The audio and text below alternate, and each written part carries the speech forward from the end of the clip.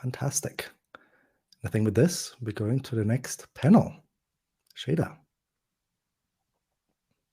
Thank you very much, Simon. So welcome everyone to our panel 5 entitled as Emerging Developments in Battery Innovation. I'm Shada Işıklı and it's an honor for me today to be here with you and as a moderator for this insightful discussion. So innovation in batteries paves the way for a cleaner and more sustainable future. It enables the widespread adoption of electric vehicles, renewable energy sources, reducing our reliance on fossil fuels, and mitigating the looming threat of climate change.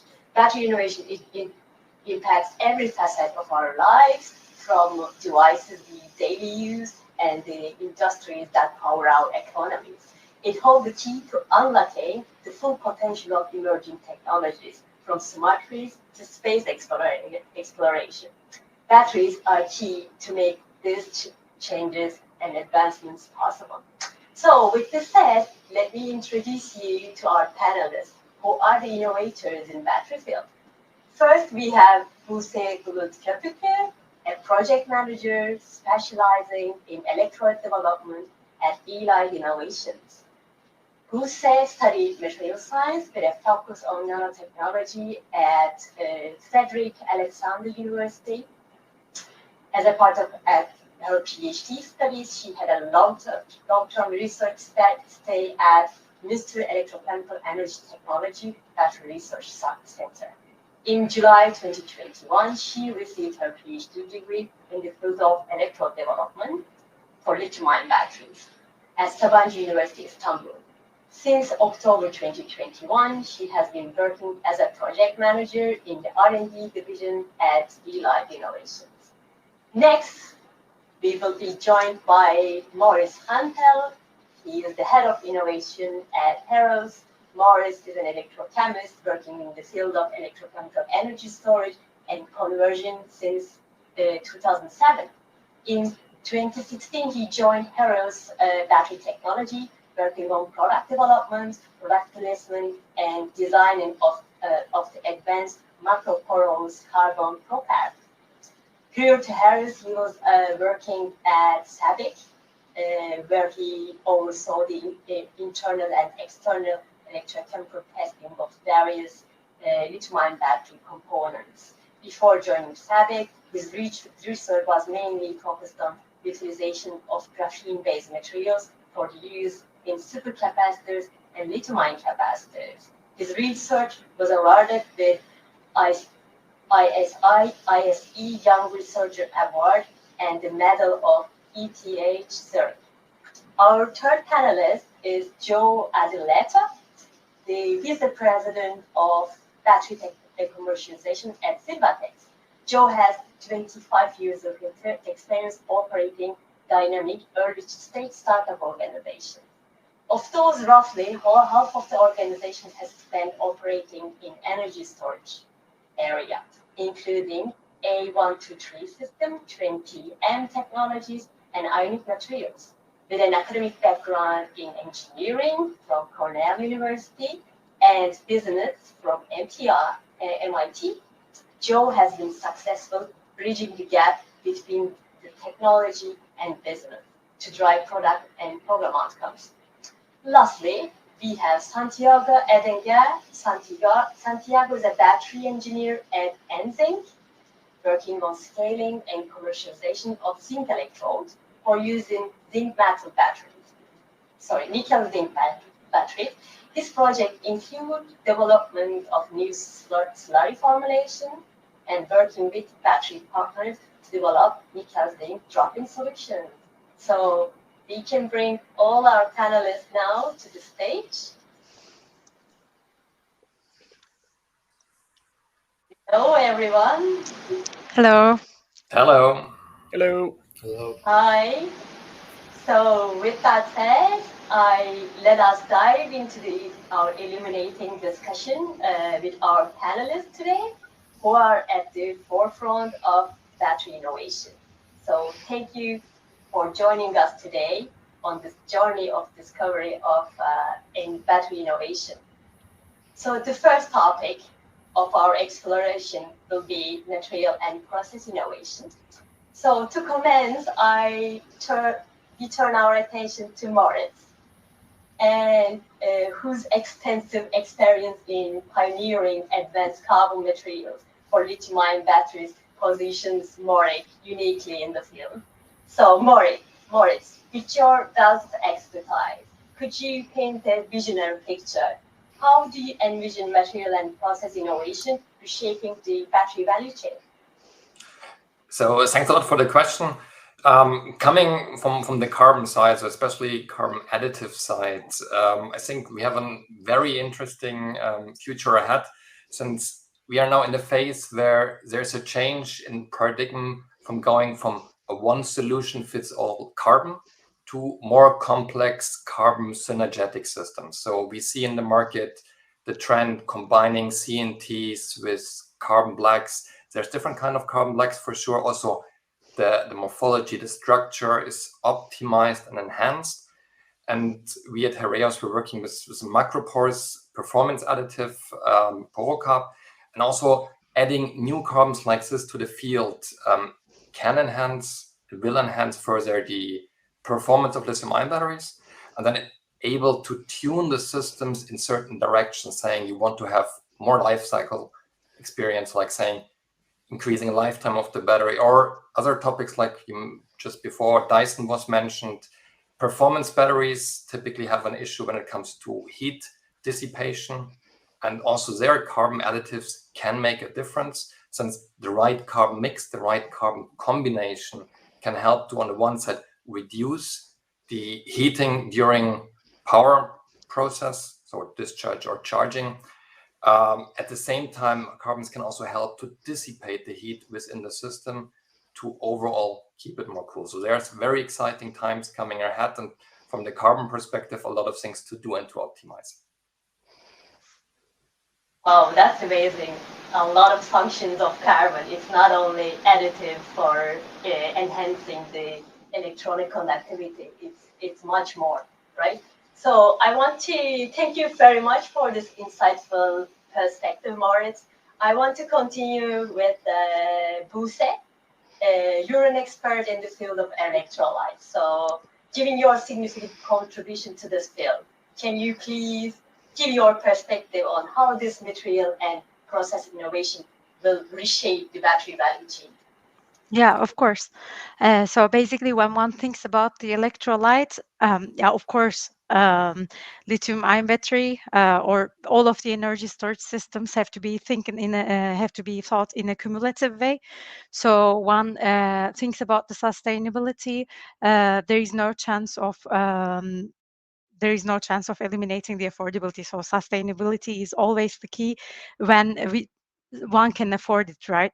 So yeah, the EVs are now mostly dominated by lithium-ion batteries, and the electrolyte costs only about 15% of the total costs of the overall lithium-ion battery, I would say. But the need to push prices down does not only go with reducing the costs of the electrode manufacturing or the separator, but also from the electrolyte side. So what is the main thing? Yeah, because electrolyte is the part where there is the less innovation comes in the energy storage technology, because we know that there is a lithium salt, and this is dissolved in some sort of carbonates or some other organic solvents, let's say. And this backbone has not been evolved so much since the lithium-ion technology has started. But still, of course, this is not an optimized system for different applications, let's say. And if the applications comes to high power, high voltage applications, then one needs to think about more, let's say, affordable additives that we can really continue building the electrolytes with. Thank you very much, Buse, for all these insights, shedding light on the crucial aspects of the electrolyte, including the additives aspect. And I want to actually continue now with Joe. Your work in pioneering just novel dry manufacturing the processes for cathode. So can you give your insights on how this material and process innovation will reshape the battery value chain.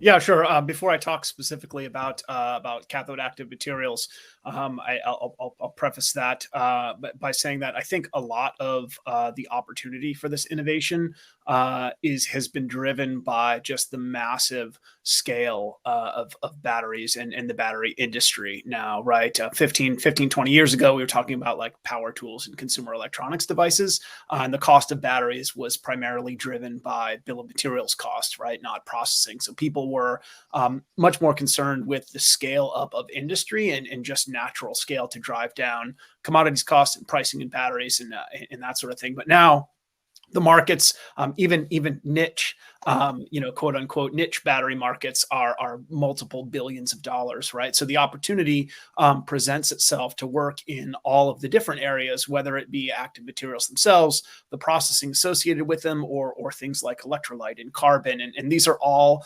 potential enablers of both higher energy density and reduced cost batteries, right? So at Silvatex, what we focus on is a novel dry synthesis process for high energy density, high nickel or LFP, frankly, cathode active materials, with the idea here that we can leverage the process and the manufacturing technique to open the window of input materials. So you're not just pulling out processing costs, but you're actually enabling the use of lower cost input materials, attacking the two major cost contributors to active material, right? Bill of materials and processing cost, to drive down the highest cost component in a lithium ion battery, which is the cathode active material.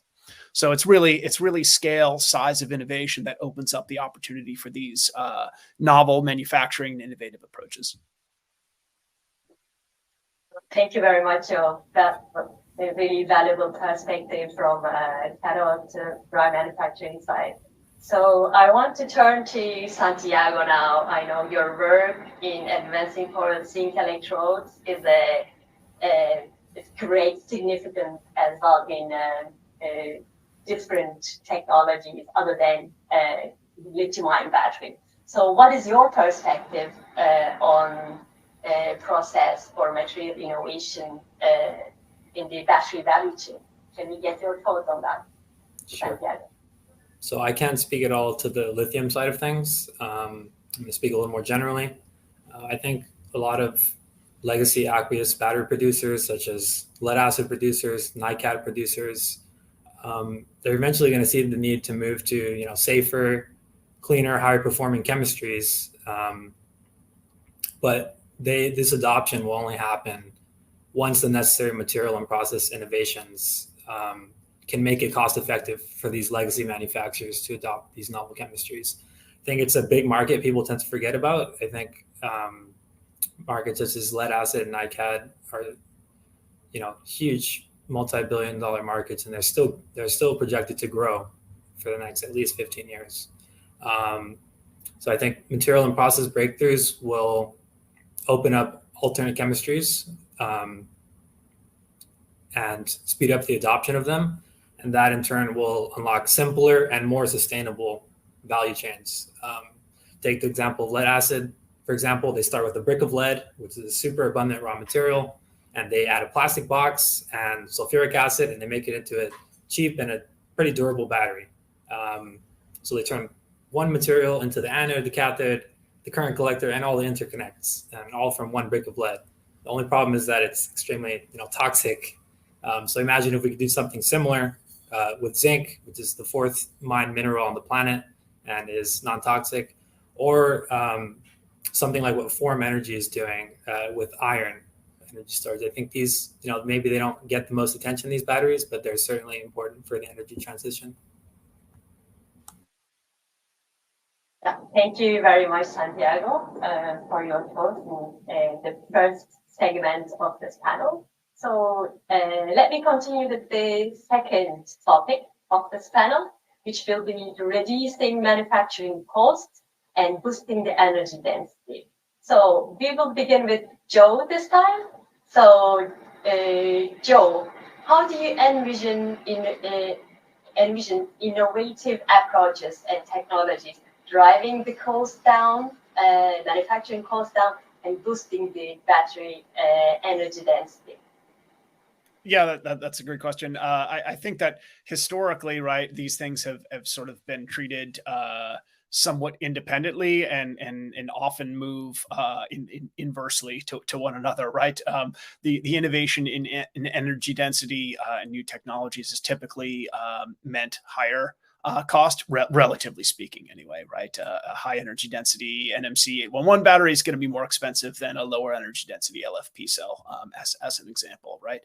But again, I think that Santiago had a good point, which is, and to go back to my original point, which is just the size of the overall market, right, is so massive that all of these different applications, by definition, have different requirements and different specifications. And where for grid storage, long duration grid storage in the Form Energy example, it only used to be lithium-ion batteries, right? And long duration had different definition for everybody, but now you have the opportunity to use truly lower cost materials that you wouldn't put into an electric vehicle, as an example, right? But offer material benefit on the grid. So I think from an electrochemistry perspective, and that's true for zinc as well, obviously. From an electrochemistry perspective, it's really the alignment of the innovation and energy density with application requirements.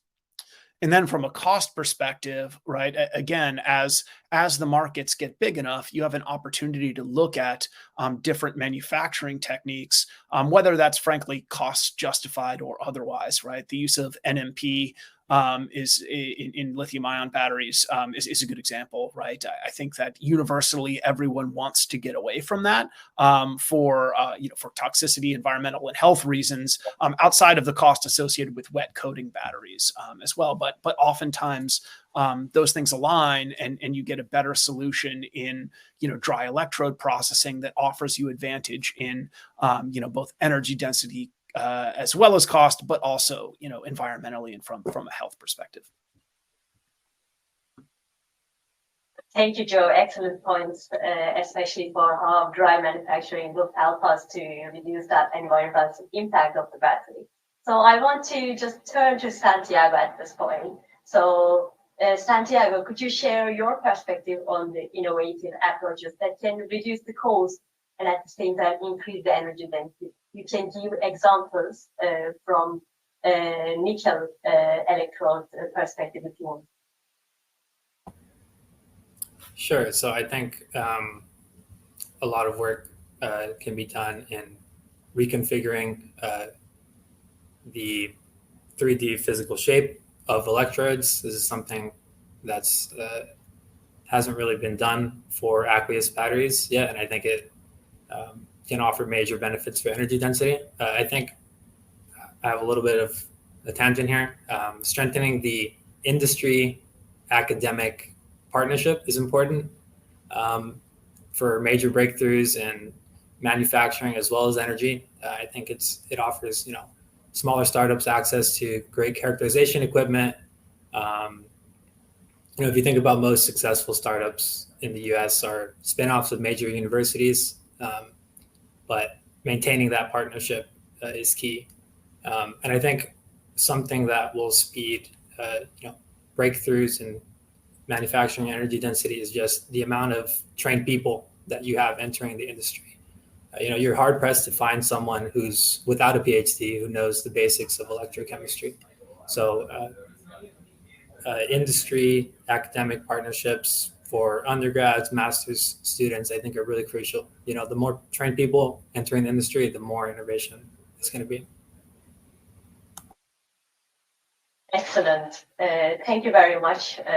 Really appreciate these insights from different battery technology, which is nickel zinc batteries. So I want to ask now Buse about electrolytes and how do you see the innovative approaches to reduce the cost and at the same time increase the energy density within the electrolyte field? Can you give us your insight on that? Yeah, sure, I can try to. Yeah, first of all, electrolyte needs to be taken in mind that it doesn't provide energy, any energy into the battery. Basically, it's just where the ions get transported. But yeah, answering this question from the lithium-ion perspective, let's say, because sodium-ion is more like not a performance improver, but more like a cost improver. But we have to think about the compromise. So when it comes to the lithium-ion batteries, as I said, the main backbone of the electrolyte, which is the lithium hexafluorophosphate, mostly meets with many requirements of an electrolyte should sustain. Of course, not for every application. Let's say, as I said, high voltage, high temperature, or very low temperatures. This doesn't work, so that it is blended a little bit with, let's say, more expensive salts like lithium FSI, lithium TFSI, depending on the application. But what could it be done is that, of course, changing the solvents, let's say, to be in the, having the similar chemistry of the existing solvents, let's say. And I have to, of course, tell this with optimismly that we have, several, let's say, alternatives in this regard, because organic chemistry is a huge field, also for the additive side. So everybody knows FEC, VC, which are actually good SEI additives, but they also lack in most of the challenging applications, let's say. So incorporating, as I said, similar organic structures, but with cheaper price, let's say, and using several additives at a time, which can, perform the specific function of one property and fulfill this property at one time, could be something that can reduce the costs of the manufacturing. Thank you very much, Buse. You reminded me all the electrolyte studies we did actually during Cool, my I'm happy. in industry. Yeah. So I want to continue with my friend Moritz at the end. So at the end of this question, so Moritz, can you please give your thoughts on this? How we can increase performance, energy density, capacity, and reduce the cost? How we can achieve that, in your opinion? Sure. I think overall, I'm very much aligned with Joe's comment in the beginning, like typically increasing energy density while decreasing the price is the challenge. Everyone would love to do it, and maybe there will be also like some chemical breakthroughs, like we have some new active material which combine both higher energy density and much lower cost. I think at the moment, for the time being, we need to have different angles to touch the topics. Like on the one side, optimizing the process of making batteries, different ways of making electrodes. There's the possibility to make dry electrode processing. We have this semi-solid approach of 24M. So there's different ways of changing maybe from the classical wet coating to a more sophisticated, more affordable, faster processing perspective. At the same time, especially when increasing energy density, is about typically decreasing the non-active components. So in the end, what we want to make sure is to have as little non-active components in the system as possible. And in the end, one viable way is increasing the height, the thickness of the electrodes. So going for much thicker electrodes. At the same time, for sure, this at the moment limits performance, since very thick electrodes perform on a very low current. But going into performance and power, there's the challenge. And what we see at the moment, I think that's the exciting part, and I think Santiago mentioned it before, looking into the structure of electrodes. So not having just a single structured electrode composite, but looking into gradient electrodes, having 2 or 3 levels with different properties to fine-tune, and then that's where also the carbon comes into play again, to fine-tune both the electrical conductivity of such a system, but also keeping in mind what most people forget, and I'm lucky with Buse, we have someone also from the electrolyte side here, not to forget the ionic conductivity, because without ions reaching the active material, there is no performance, and especially when the thickness of a system of an electrode is increasing, especially ionic conductivity and ion starvation is becoming a huge challenge. So exciting times again. I think it's a combination of well-known principles like decreasing inactive components, while on the other side, working and innovating on the process side. Thank you very much, Moritz. Really, it is very hard to make electrodes which just have minimum active materials and very high quality, right? We know the pain. So I would love to now actually pass the question 3 to my colleague, Dave. Dave will co-moderate the question 3. So if you're ready, Dave, just Sure. you can continue. Thank you very much. Yeah. Thank you, Sheda. Hi everyone. My name is Dev, and I am actually working as a research scientist in UL Research Institute in Houston. And before just moving on quickly, can you please check your microphone settings? That would be great. I'll just ask the question as we embark on our discussion on the third topic, the future of battery technology. One of the things I would like to ask Santiago, who's our expert on advancing porous zinc electrodes for nickel zinc batteries. Santiago, with your innovative work, what is your perspective on what the future holds for battery technology, especially concerning novel chemicals like the one you are currently working on? Sure. I think right now what gets the most attention in the media is these super high energy density batteries. And I think, unfortunately, a lot of innovation follows where the money goes and where venture capital thinks the battery should be going. So innovations are constantly moving towards the most marketable products, such as like a super high energy density battery for an EV with a super long range. And I think the batteries that don't get a lot of attention, such as nickel zinc batteries that NZinc is working on, or flow storage batteries.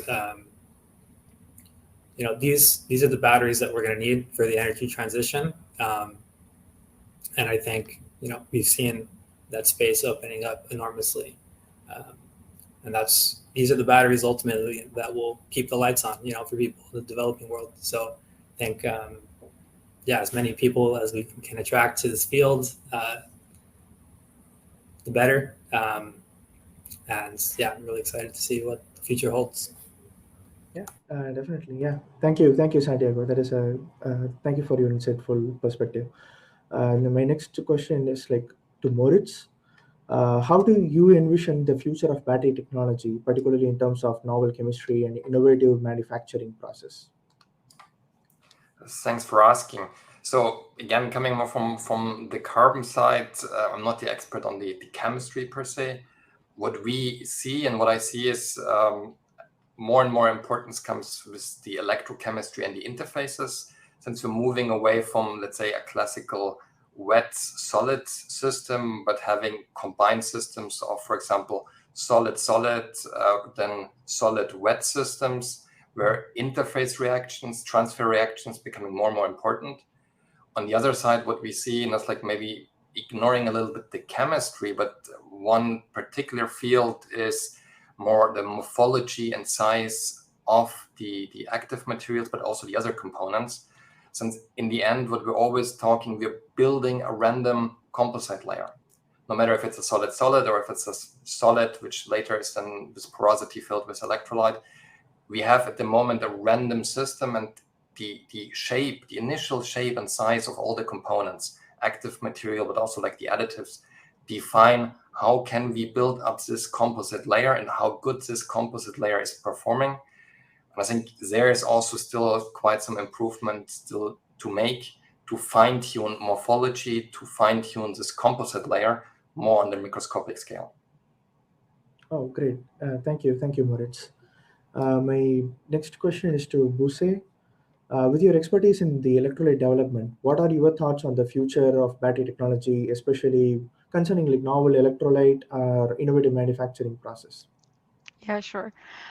With no doubt, I can say that it will be dominated by the liquid electrolytes, and it will be the lithium-ion technology because it's the most mature, let's say, technology at the moment. Although there is an enormous research has been made for the solid state or for lithium sulfur, sodium ion.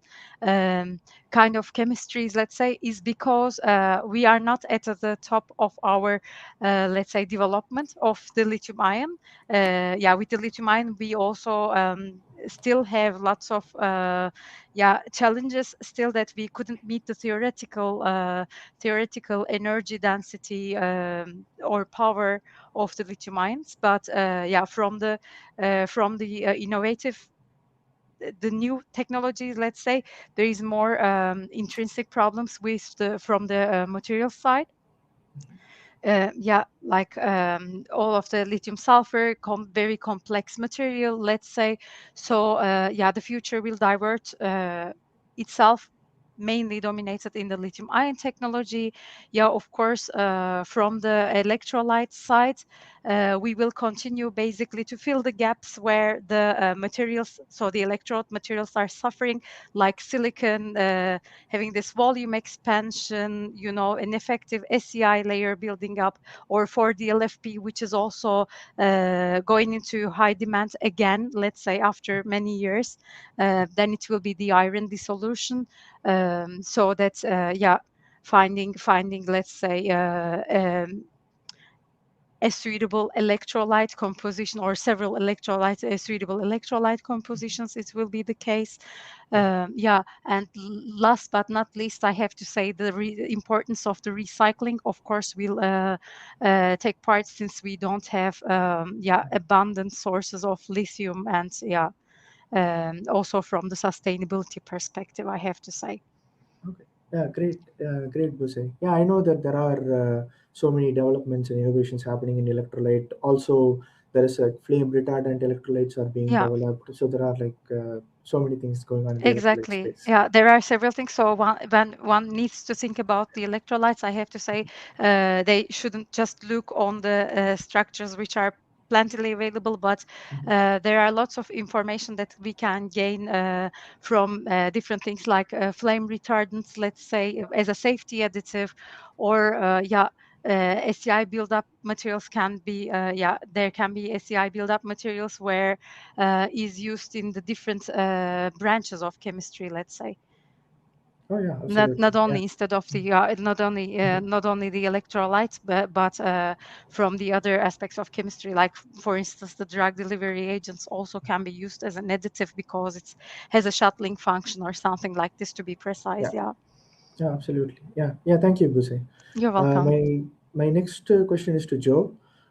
From your standpoint, what does the future hold for battery technology, particularly in terms of manufacturing processes? Yeah, thanks. I think I'll touch a little bit on manufacturing processes, but I would like to kind of take the opportunity to talk a little bit just about like techno-economic fit, right? And to leverage some of the comments I made earlier. I'm not sure that everybody from a general broad audience perspective really understands the scope and scale of the energy transition that we're undergoing, right? This is like a once in a lifetime, once in a multi-generation opportunity, right? That moving from every single thing that has an internal combustion engine to an electrified platform, right? Everything from power tools and leaf blowers and yard equipment to air lines, air travel, right? Under, boats, everything, right? So, and I say that because the scale is what yields the opportunity for innovation, right? And I'm going to use two quick examples, right? On the techno-economic side, two of my favorites actually. On the economic side, from an innovation perspective, I like to look to India actually as a great example, right? I think India sort of has the potential to be China before China was China, right? When it comes to batteries, right? And there are very specific requirements and resources available in India. So you have to look at innovation sort of through that lens, right? It's not all Ford F-150s driving 400 miles a day like it is in the US, right? It's two-wheelers and three-wheelers in an economically constrained area with different natural resource availability in a country that wants to spin up its own manufacturing supply chain. Right. So it's manufacturing opportunity through that lens. At the other end of the spectrum, you've got electric aviation, right, which is certainly emerging. There's a new program here sponsored by ARPA-E called the Propel 1K in the US to fund 1,000 watt-hour per kilo systems, right? There's nothing currently on the roadmap from a lithium ion perspective anyway, or any other electrochemistry that gets you there, right? So that's the techno part of the techno-economic fit. There is no economic fit without the technology that puts something up into the sky, right? That's lightweight and high energy density. So all of these things are going to require manufacturing innovation, right? It's not, you can't just go out and purchase a lithium ion coating and production line to make either of these things or make batteries that address either of these markets. So I really think it's so big, it's so transformational that in each case, there's going to be specific opportunity to spin up large manufacturing innovations to address those needs. Oh, yeah, absolutely. Yeah, thank you, Joe. Yeah, there are like great opportunities in India where the market segment is different, and also technology, the swappable batteries, those kind of things are there. And I know that there are people are working on charging methodologies, reducing the losses. There are like so many things that can happen within the battery technology space itself. Yeah, thank you, Joe, and thank you everyone from the panel. And I would like to hand over to my colleague Shaida for another question. Okay, thank you, Dave. This is an Thank you. excellent panel, excellent discussions, but I hate to say we have like 10 minutes left. But I have one bonus question I would love to ask to my panelists, because I don't know in the future I will get them together again. So I just would love to give you maybe 1 minute each. Sorry about that, to answer this question for me. In the manufacturing processes, so which groundbreaking innovations in the manufacturing processes should take the lead in our quest to reduce carbon footprint and achieve a greener future for battery manufacturing? Who wants to go first for 1 minute answer to this question? Sure, I'll take it.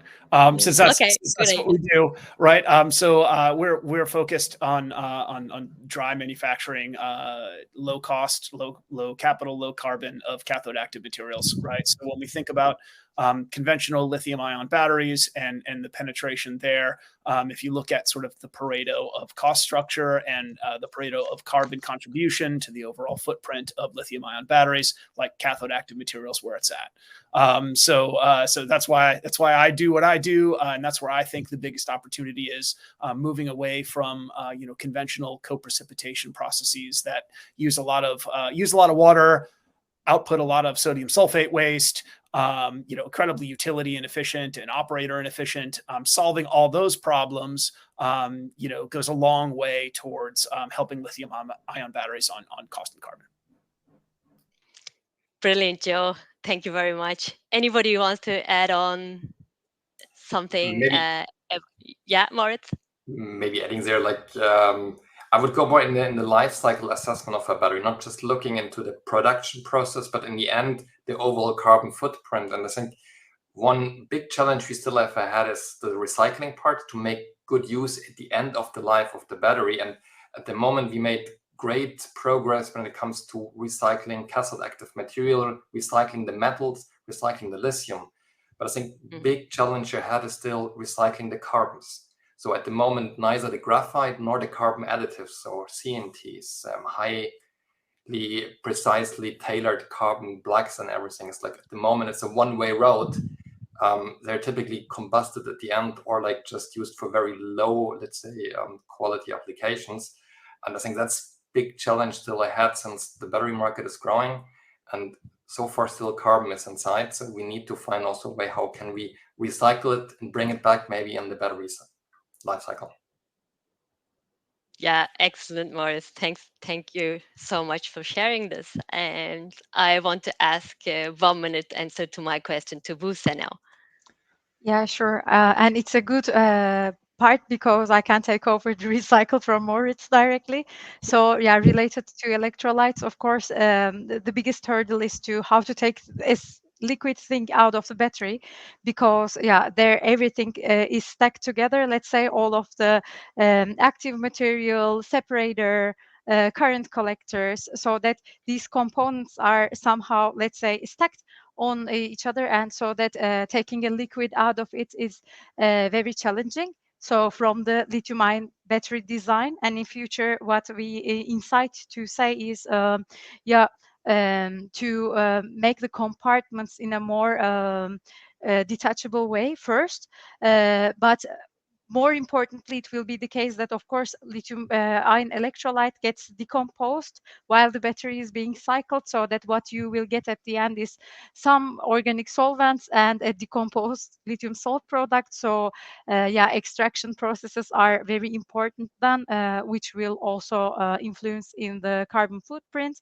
And another thing to add for eliminating the carbon footprint in the electrolyte business is, of course, eliminating the transportation, because this also has a big logistics has a big influence, of course, there. And for this, we incite to have the local to local business, so electrolyte production, especially for the Europe, because the demand in the overall world is, let's say, 1/5 open when it comes to the overall battery development, which will be made by European leaders, the gigafactories, and there we need to supply the electrolytes, of course, within the Europe, produce and supply within the Europe, because this is at the moment ruled by Asia. Yeah, totally agree, Buse. Thank you very much for that. So, Santiago, would you like to finish with your thoughts on how we can go greener in battery manufacturing? Yeah, so I definitely agree with Buse about moving towards local value chains and supply chains. And I think one way this can be accomplished is with moving towards alternate chemistries that are not relying on the so-called strategic materials, such as lithium, cobalt. So elements such as nickel and zinc, most countries have, or a lot of countries have, a local supply of those. They're already heavily mined in industry. And then as far as the design side, like Moritz was saying, and Joe was saying as well, designing a really cradle to cradle system rather than a cradle to grave system where everything ends up in a landfill.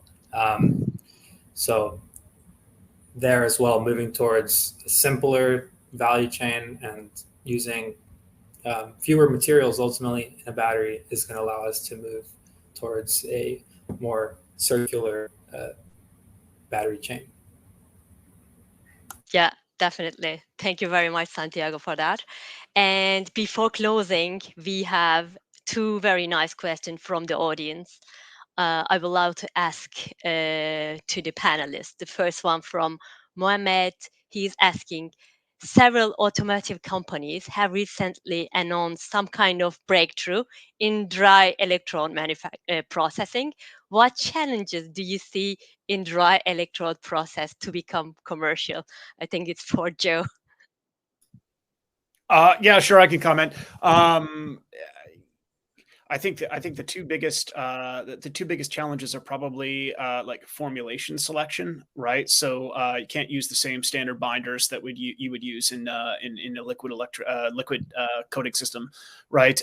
So that's one, and then line speed relative to electrode tolerance, I would say, is the other, right? So existing coating lines, you're talking about like roughly 100 meters a minute kind of thing, right? Very, very high speed, high throughput. So the question is, and obviously high tolerance. So the question is, can you get there, right, to make it an economically viable processing method? All right, that is amazing. So I have one more question from the audience. Which developments do you see commercially viable through 2030? So anyone can take this question? Maybe I could try to read the crystal ball. I think it's really Yeah. difficult to say what will make it in the end. I think a lot of good developments at the moment will be viable by 2030, like looking also solid-state batteries, for example. Even maybe with an oxide separator might be feasible at that time. And for sure, what we just touched, dry electrode processing definitely will be available. And then we will see what other kind of changes are coming, since they're still open and possibility for new chemistries to rise. Yeah, thank you very much, Moritz, for this answer. I think my colleagues wants to bring a LinkedIn poll. If we have some time, yeah. So the poll is, in your opinion, what's the most significant barrier to widespread adoption of emerging battery technologies? So scalability came up first. Anyone wants to comment on that poll? Yeah, I mean, I'll go. I think it's cost personally, without a doubt, right? It's cost of electric vehicles. It's cost of energy storage, right? It's all about dollars per kilowatt hour. And that's, as Musa mentioned, that's why LFP, as an example, has made a comeback, right? It was A123 20 years ago. It kind of went away. Everybody wrote it off for high nickel chemistry. But it's back with a vengeance, I guess, just strictly because of cost, right? So scalability goes somewhat to cost, right? You're not going to get to the cost if the thing's not scalable. So they're somewhat scalability is somewhat a proxy for cost, right? To be honest, but I think it's cost all the way.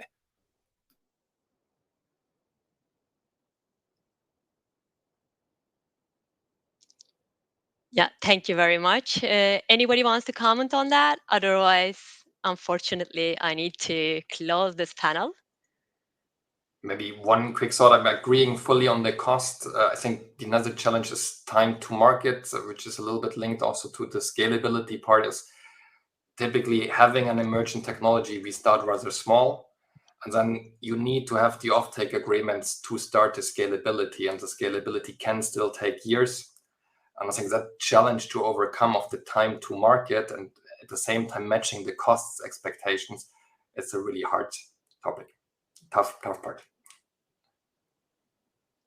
Yeah, thank you, Moritz. So I think I will be closing this panel. What an enlightening journey it's been through panel 5, emerging developments in battery innovation. A big thank you to all our panelists here today to being with us. And we have covered all the ground across the innovation, from novel chemistry to manufacturing, increasing the energy density, decreasing the cost, and process innovation, reshaping the battery value chain.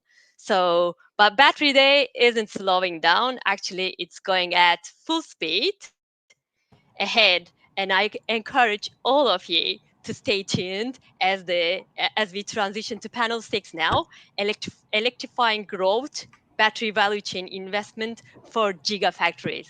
Thank you all. Thank you very much for all of you who participated us today, and see you in the next panel. Bye. Thank you.